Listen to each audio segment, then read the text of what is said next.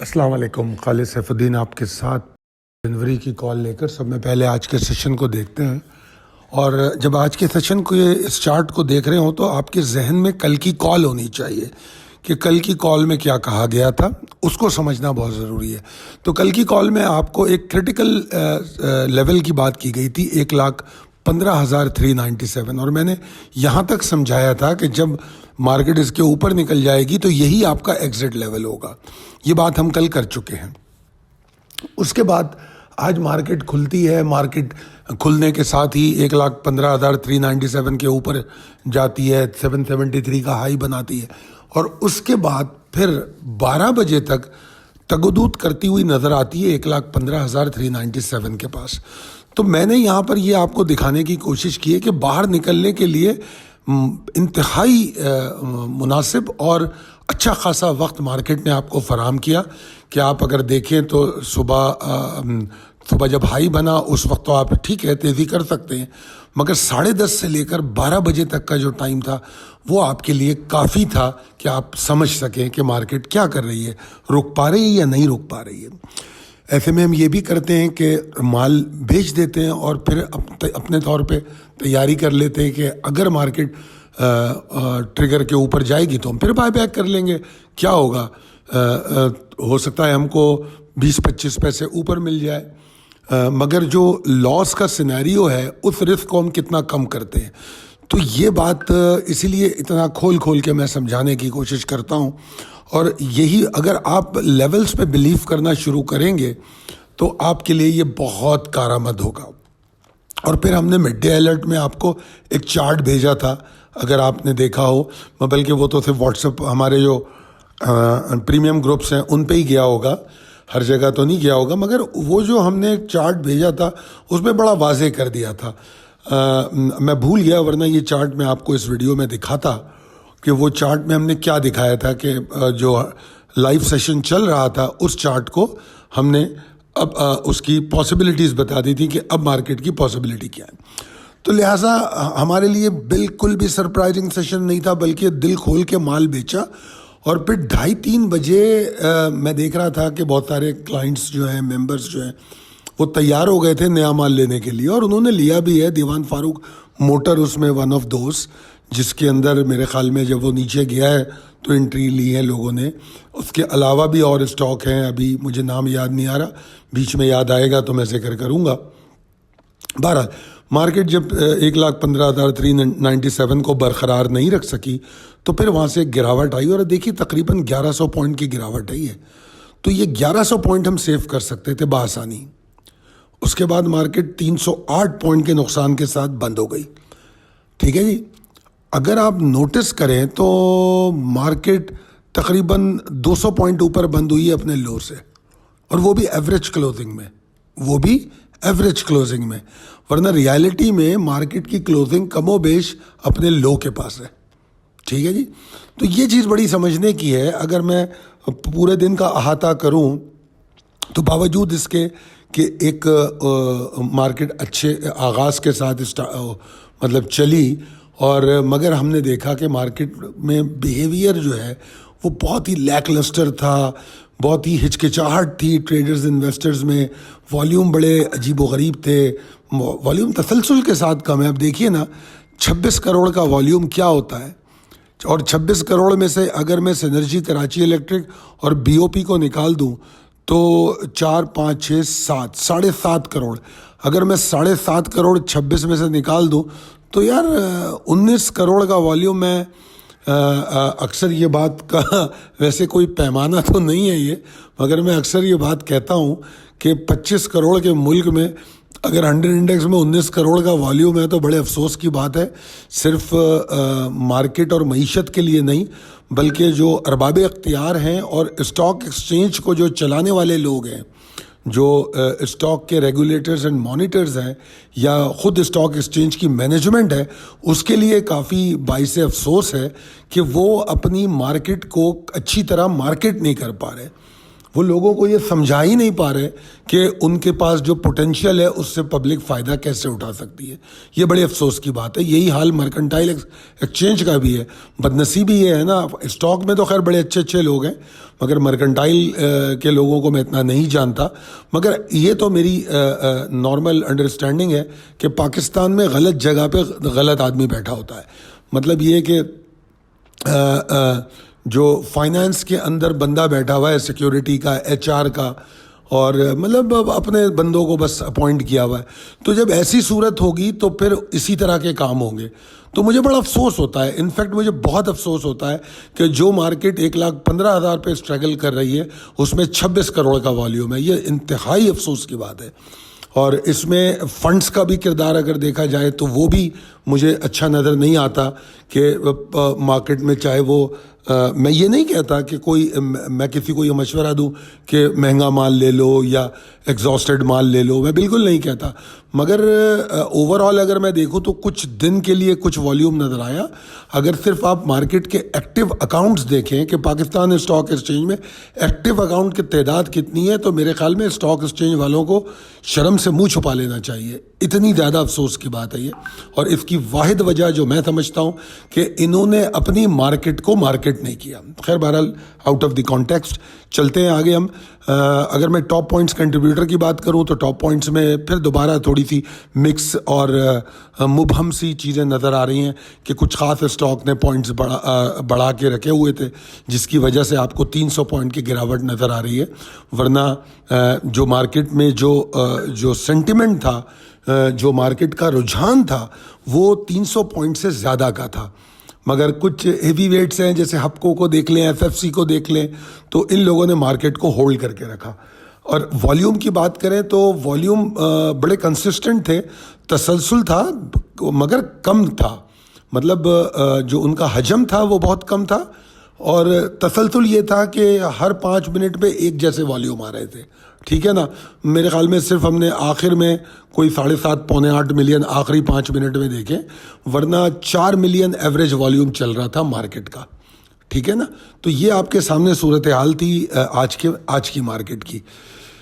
तो जनाब आज के सेशन के अहम मुशाहिदात के बाद चलते हैं तकनीकी चार्ट के मुताबिक इम्कानात और हिकमत अमली। अच्छा जनाब, इसमें 1,15,397 1,15,397 still a crucial support resistance, आप इसको जो भी कह लें, ये लेवल अभी भी उतना ही इम्पोर्टेंट है। ठीक है जी। और मैं ये समझता हूँ कि कल देखिए ना, आगाज़ 1,15,000 की मार्केट को 400-500 पॉइंट ऊपर खुल जाना कोई तेज़ी वेज़ी नहीं है भाई, या 500-400 पॉइंट नीचे खुल जाना कोई मंदी वंदी नहीं है। 1,15,000 की मार्केट है, 1,15,000 की। ठीक है ना। तो अगर इसका 1% भी निकालें तो मेरे ख्याल में 1,150 बनता है। ठीक है जी। तो आधा % उसका 650 बनता है। तो अगर 0.3% वॉलेटिलिटी आपको 0.3% वॉलेटिलिटी प्री ओपन में मिल रही है, या 0.4%, तो ये कोई बड़ी बात नहीं है। इसमें घबराहट का मुजाहरा नहीं होना चाहिए। तो अगर मार्केट कल ऊपर खुलती है, खुले, अच्छी बात है।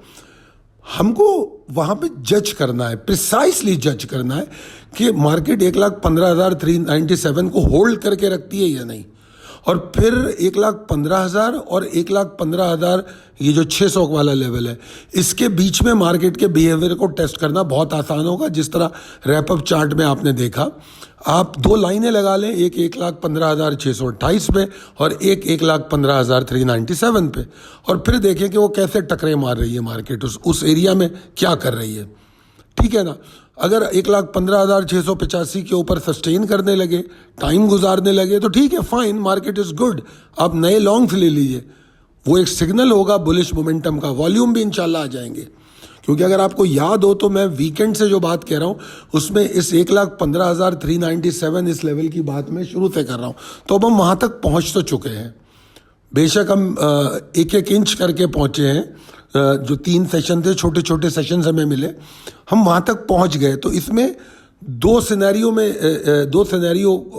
से इसको, मतलब दोनों जावियों से इसको देखना पड़ेगा हमको कि एक तो ये कि हम उस लेवल तक पहुंच गए, ठीक है, तो अब जो तेज़ी है वो उस लेवल के ऊपर है। नंबर 2, हम उस लेवल तक पहुंचे और ये लेवल एक स्ट्रॉन्गेस्ट लेवल था जो वीकेंड से बताया जा रहा है। तो क्या इस लेवल के ऊपर सेलिंग आ सकती है? अगर मैं आज का सेशन देखूं तो आज पूरा दिन इस एरिया में सेलिंग तो हुई है। अब चूंकि वॉल्यूम नहीं है तो इसका सही नतीजा अकस करना थोड़ा सा मुश्किल हो जाता है जब वॉल्यूम कम होते हैं। और मैं ये भी बता दूं कि अगर वॉल्यूम ज़्यादा होते तो मार्केट 300 पॉइंट नीचे बंद नहीं होती, मार्केट हो सकता है 1200 पॉइंट या 1000 पॉइंट नीचे बंद होती। तो वॉल्यूम की कमी जो है उससे पॉइंट्स भी कम गिरे और वो जो एरिया है 397 का, उसको शायद हमें जज करने में थोड़ी दिक्कत भी आई हो, ठीक है ना। ये कम वॉल्यूम में होता है, स्प्रेड बड़ा हो जाता है, वॉलेटिलिटी थोड़ी ज़्यादा हो जाती है आसान लफ्ज़ों में, ठीक है जी। तो बहरहाल तो ये आपको समझना है 1,15,397 से 1,15,628 तक के एरिया में कैसे मूव करती है। इस एरिया में वॉल्यूम जनरेट करती है तो आप 397 के ऊपर ऑप्टिमिस्टिक रहिए, 628 के ऊपर मज़ीद लॉन्ग कर लीजिए। वैसे तो आपने मार्केट बंद होने से पहले मैं देख रहा था व्हाट्सएप ग्रुप पे कि आप लोग क्या क्या बाइंग कर रहे थे, आप लोगों ने अपने स्टॉप भी बताया, तो बहुत अच्छा किया, दैट्स वेरी गुड। और आप ये इसीलिए कर पाए कि आपने एग्जिट लिया था। अगर आप एग्जिट नहीं लेते, लिक्विडिटी नहीं क्रिएट करते, तो आप उस वक्त ये अच्छा माल कैसे ले पाते। तो बहरहाल एग्जिट कॉल पे निकलने की आदत डालिए और मेरे हिसाब से 1,15,397 आज एक एग्जिट था। एनीवेज आगे चलते हैं दूसरी तरफ, जो हम रिस्क मैनेजमेंट इसको देखते हैं तो ओवरऑल सेंटिमेंट मार्केट का हिचकिचाहट का मुजाहरा कर रहा है। मतलब सेलिंग प्रेशर जो मैंने बताया आपको कि वॉल्यूम की कमी से हमें बहुत ज़्यादा तो देखने को नहीं मिला, मगर ओवरऑल बड़ा ही डिप्रेस किस्म का सेंटिमेंट था, लिथार्जिक किस्म का सेंटिमेंट था। तो इस वजह से हमें थोड़ी एहतियात करनी चाहिए। अब एहतियात के लिए क्या करेंगे? सब में पहला काम, अगर 1,14,907 के नीचे 10 बजे के बाद नज़र आ रही है तो पीछे हट के बैठ जाएंगे, सुकून से मार्केट को देखेंगे, सोशल मीडिया पे थोड़ी गप्पे शप्पे लगा लें। ज़रूरी नहीं है कि हर वक्त मार्केट को बैठ के देखते रहें। और फिर अगर उसने आगे से सपोर्टें तोड़नी शुरू कर दी, जैसे 1,14,336 है या 1,14,104, तो फिर तो समझिए कि बियर्स एग्रेशन की तरफ जा रहे हैं। तो ये तमाम चीज़ें, और ऐसे में फ़ौरन स्ट्रेटजी तब्दील हो जाती है कि जैसे अभी 1,15,628 के ऊपर मार्केट जा रही है तो मेरी हिकमत अमली क्या है कि मैं फ़ौरन क्विक लॉन्ग के लिए एंट्रियां मार रहा हूँ, ठीक है जी। अब अगर 1,14,907 के नीचे चल रही है तो मैं वॉच कर रहा हूँ, और अगर मैं देख रहा हूँ कि यहाँ सस्टेन कर गई है और अब प्रेशर बन रहा है तो अब मैं यहाँ पर अपनी हिकमत अमली चेंज कर रहा हूँ और मैं वो स्टॉक सेलेक्ट कर रहा हूँ जिनको मुझे नीचे एक्यूमुलेट करना है। उनकी मैं लिमिट्स प्लेस कर रहा हूँ, उनकी स्प्लिट कर रहा हूँ, उनकी बाय को एक जगह पे पूरा माल नहीं ले रहा। ये तमाम हिकमत अमलियाँ हैं जो एक ट्रेडर को अपनानी चाहिए। मेरी कॉल में मैं सिर्फ आपको ये नहीं बता रहा होता कि इंडेक्स क्या करेगा, क्या buy here, target this, stop loss this, मैं आपको पूरी हिकमत अमली समझाता हूँ। तो मैं उम्मीद करता हूँ कि इसके बाद, और आपको फिर पिछले सेशन के रैप अप में ये भी समझाता हूँ कि क्या हुआ था, क्या करना चाहिए था। तो अगर आप किसी एक कॉल को भी ले लें और अगले दिन के लिए फैसला कर लें कि अब मुझे ये ठीक करना है, तो हो सकता है। अच्छा जनाब, अब आज चलते हैं। मैं ये सिर्फ आप प्रिंट शॉट इसका लेना है तो ले लें। मैं बेसिकली ये आपको दिखा रहा हूँ कि हम सेशन के दौरान किस तरह अपडेट करते हैं। ये ग्रीन कलर में जो ऑब्वियसली आप व्हाट्सअप यूज़ करते हैं, आपको पता होगा कि जो वो हैं वो मेरे मैसेजेस हैं, ठीक है जी। और दूसरी अहम तरीन बात यह कि मैं पूरा व्हाट्सएप ग्रुप तो आपको नहीं दिखा सकता, क्योंकि जाहिर बात है वो फिर मुझे 2, 3, 4 स्लाइडें बनानी पड़ेंगी। तो हमने किस तरह माल बेचा है, कहाँ कहाँ माल बेचा है, फिर क्या लेने की बात कर रहे थे। और सुबह, और मैं आपको एक मज़े की बात बताऊं, आप यहाँ ये भी देखोगे कि कल रात को ही जब स्क्रिप्ट कॉल देने के साथ ही ये बता दिया गया था कि कल आपको एग्जिट लेनी है। ये कल रात को ही मेरे ख्याल में 11-12 बजे हमने ग्रुप पे बता दिया था कि आपको माल बेचना है, ठीक है ना।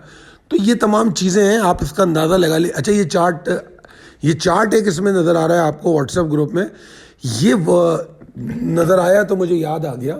ये बड़ी ज़बरदस्त आज एक कॉल थी दौरान सेशन, स्टॉक था ये इमेज, और इसको हमने बाय किया था मेरे ख्याल में 10:20-35 पे, और उसके बाद हम आगे चले थे। तो इसको आप अगर देखोगे तो वहाँ पर एक हमारा मेंबर है, पूछता है इमेज के बारे में। मैं उसको पहले रोकता हूँ और फिर मैं उसको बाय करने के लिए कहता हूँ 10:35 पे, और उसके बाद मैंने ये चार्ट दिखाया है 11:06 में। यानी कि आप सोचिए आधे घंटे में ये ट्रेड ख़त्म हो गई, आधे घंटे में ये ट्रेड ख़त्म हो गई। तो इस तरीके से दौरान मार्केट भी हम इस तरह अपडेट करते हैं। अब मैं सारी व्हाट्सएप ग्रुप की तो बात नहीं कर सकता क्योंकि बड़ी स्लाइडें मुझे बनानी पड़ेंगी।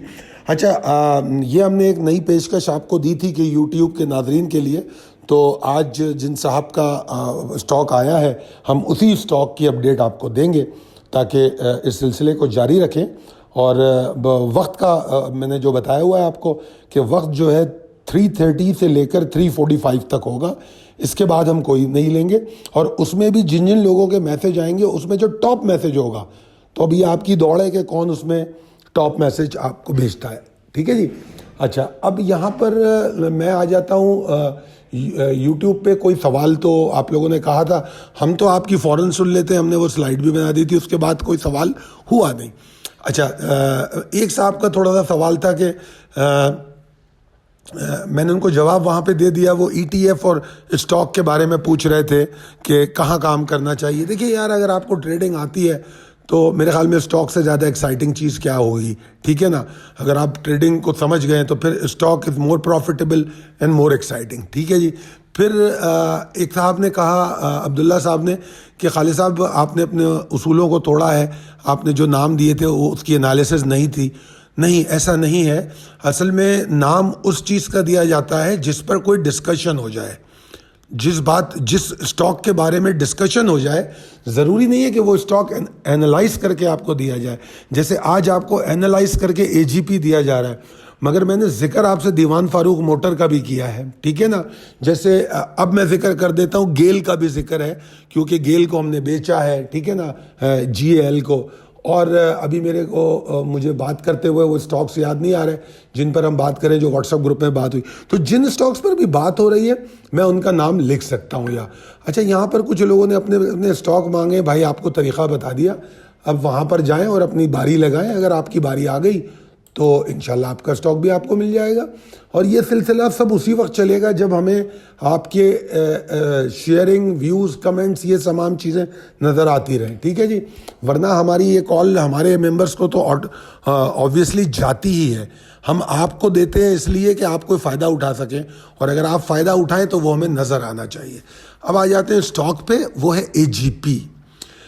अच्छा, आज AGP ने अपना एक अटमोस्ट टारगेट एरिया टेस्ट किया है ना, मतलब इसका एक अपर रेजिस्टेंस थी जो बड़ी अच्छी रेजिस्टेंस है 188.50, 189.25, इसको उसने टेस्ट किया।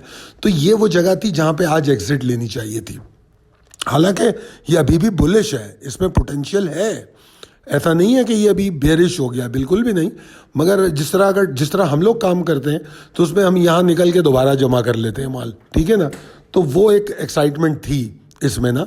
उसके बाद फिर अगर आप देखें तो ये स्टॉक जब तक 180, 179 के ऊपर है, मैं तो इसमें ऑप्टिमिस्टिक हूँ, मुझे इसमें कोई प्रॉब्लम नज़र नहीं आता। अपसाइड पोटेंशियल इसमें मौजूद है, ठीक है ना। और अगर प्राइस जो है 174.55 को तोड़ती है तो इसमें प्रेशर या एग्जॉस्शन आ सकती है। अब देखिए, इसमें मैं रिकमेंडेशन क्या कर रहा हूँ, जो लोग ऑलरेडी होल्ड करते हैं या यहाँ पे बाय करना चाहते हैं वो ये सोच के एंट्री लें कि 178.85 के नीचे हम अपना स्टॉप लॉस लगाएंगे, ठीक है जी। अच्छा, ये क्यों लगा रहे हैं हम 178.85 के नीचे? क्योंकि हम उस वॉलेटिलिटी को टैकल करना चाहते हैं जो प्री ओपन वॉलेटिलिटी होती है। जब प्री ओपन के बाद स्टेबल होता हुआ नज़र आ जाए, ठीक है ना, और आपको वो नज़र आ जाए 185 के पास, तो आप 180, 150 के नीचे कर दें स्टॉप लॉस। फिर वो 188 के पास जाए, वह आप 185, 80, इसको कहते हैं ट्रेलिंग स्टॉप लॉस, ठीक है जी। तो ये तरीका है। और अगर ये 185, 80 के ऊपर सस्टेन करे और कुछ वॉल्यूम बना ले तो फिर ये एक मूव बना सकता है। और जिस तरह मैंने कहा, वही रेजिस्टेंस 88, 89 वाली, उसको तोड़ने के बाद इसका जो नया हदफ होगा वो होगा 199 और उससे ज़्यादा 204। ये इसके अहदाफ हो सकते हैं, मगर जिस तरह मैंने लेवल बाय लेवल समझाया उसी तरह आपको इसे फॉलो करना होगा। आगे चलते हैं जनाब।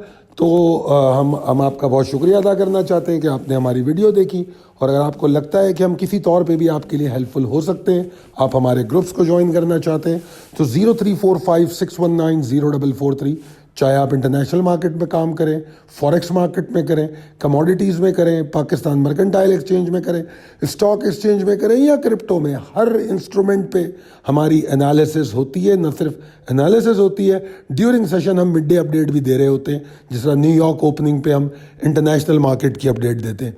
बहुत शुक्रिया, अल्लाह हाफिज़।